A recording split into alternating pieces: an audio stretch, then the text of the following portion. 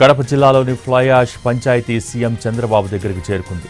4 రోజులుగా fly ash తరలించే అంశంలో Tadipatri municipal chairman JC Prabhakar Reddy, Jammalamadugu MLA Adinarayana Reddy, Jammalamadugu TDP in charge Bhupesh రెడ్డిల మధ్య తీవ్ర విభేదాలు నెలకొన్నాయి.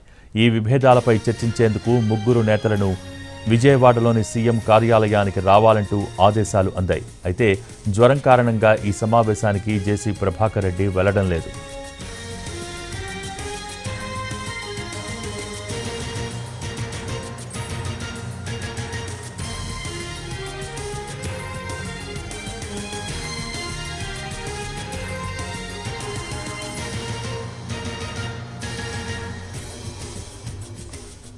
కడప జిల్లాలోని ఫ్లై యాష్ పంచాయతీ సీఎం చంద్రబాబు దగ్గరికి చేరుకుంది. 4 రోజులుగా ఫ్లై యాష్ తరలించే అంశంలో Tadipatri municipal chairman JC Prabhakar Reddy, Jammalamadugu MLA Adinarayana Reddy, Jammalamadugu TDP in charge Bhupesh రెడ్డిల మధ్య తీవ్ర విభేదాలు నెలకొన్నాయి.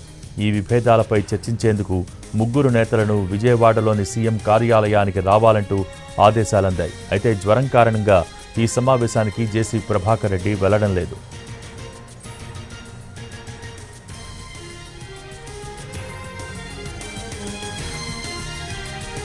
కడప జిల్లాలోని ఫ్లై యాష్ పంచాయతీ సీఎం చంద్రబాబు దగ్గరికి చేరుకుంది.